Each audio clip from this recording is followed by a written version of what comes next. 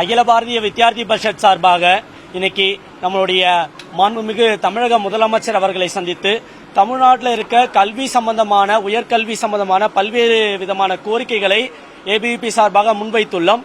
முதலாவதாக இன்னைக்கு தமிழ்நாட்டில் மிகப்பெரிய ஒரு இளைஞர்களுடைய புரட்சி நடந்திருக்கு.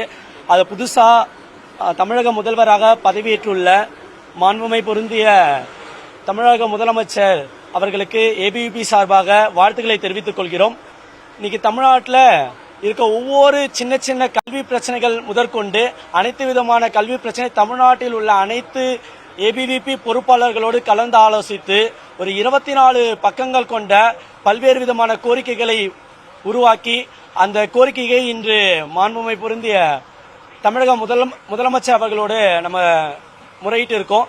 அதுல முக்கியமாக ஒரு 17 கோரிக்கைகள் நம்ம இன்னைக்கு கொடுத்திருந்தோம். அதுல ஒரு 8 விதமான கோரிக்கைகள் உடனடியாக நடவடிக்கை எடுப்பதாக மாண்புமை முதலமைச்சர் அவர்கள் உறுதி கூறியிருக்கிறார். அதுல முதலாவதாக நான் முதல்வன் ஸ்கீம் நம்மளுக்கு எல்லாருக்குமே தெரியும். இன்னைக்கு நான் முதல்வன் ஸ்கீம்ல நடைமுறைக்கு சாத்தியமே இல்லாத பல்வேறு விஷயங்கள் இன்னைக்கு நடந்துட்டு இருக்கு.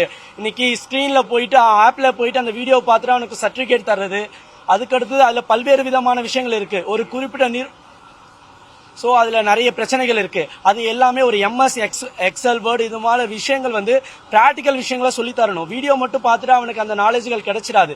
இது போல பல்வேறு விஷயங்கள் அதுல சொல்லியிருக்கோம். அந்த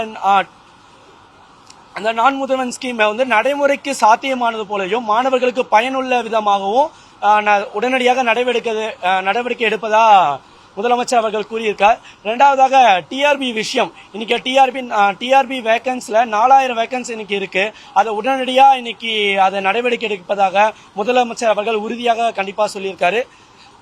இப்ப செட் எக்ஸாம் நெட் எக்ஸாம் எடுத்துக்கிட்டீங்கன்னா அதுல பல்வேறு விதமான மோசடிகள் நடந்திருக்கு. எக்ஸாம் அலௌன்ஸ் பண்ணி கடைசி நேரத்துல அந்த எக்ஸாம் கேன்சல் பண்ணிருக்காங்க லாஸ்ட் தமிழ்நாடு கவர்மெண்ட். அதை உடனடியாக அந்த வேலை வாய்ப்புகள்லாம் உடனடியாக நடவடிக்கை எடுப்பதாக தமிழக முதலமைச்சர் அவர்கள் உறுதி சொல்லியிருக்காரு.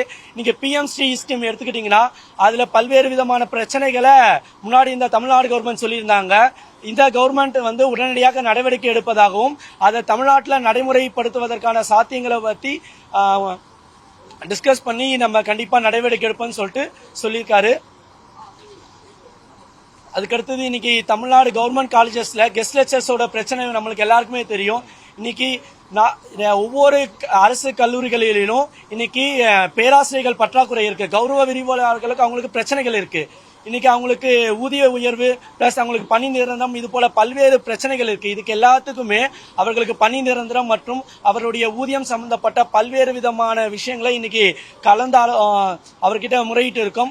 இதுக்கு அடுத்தது இன்னைக்கு தமிழ்நாட்டில் 22 மாநில பல்கலைக்கழகங்கள்ல 15 பல்கலைக்கழகங்கள்ல துணைவேந்தர்கள் இல்ல.